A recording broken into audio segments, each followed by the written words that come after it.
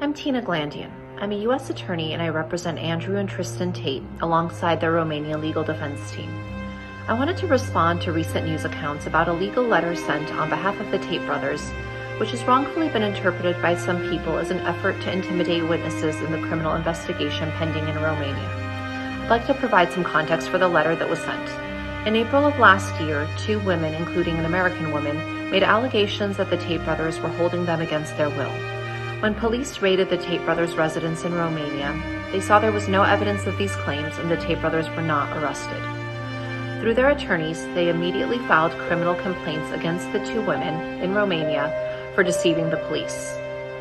At the end of January, after having been detained for an entire month and seeing that in the 9 months that had passed, there had been no developments in the criminal case against the 2 women, as U.S. citizens, they decided to pursue their legal rights here in the U.S. against the American woman.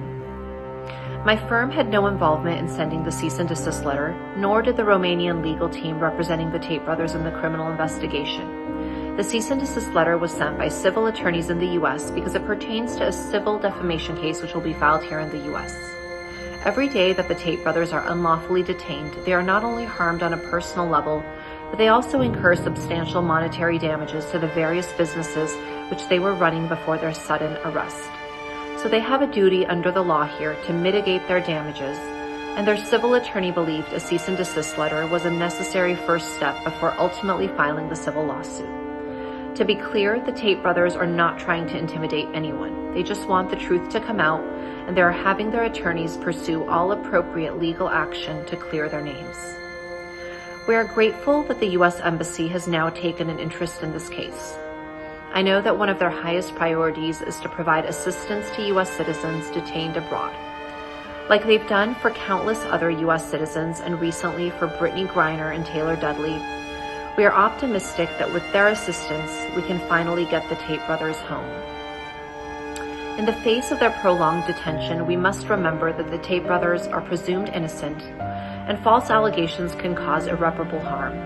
Just this month, a 22-year-old UK woman was sentenced to 8.5 years in prison for falsely claiming she was raped and trafficked and forced to work as a prostitute over the course of several years. She went so far as to cause injuries to her own face with a hammer. The false accusations in that case led to multiple attempted suicides by the accused men within weeks of the false allegations. The Tate brothers strongly deny any wrongdoing and are resolute in maintaining their innocence. The bedrock of justice is the presumption of innocence and due process. We are simply asking for both. Thank you.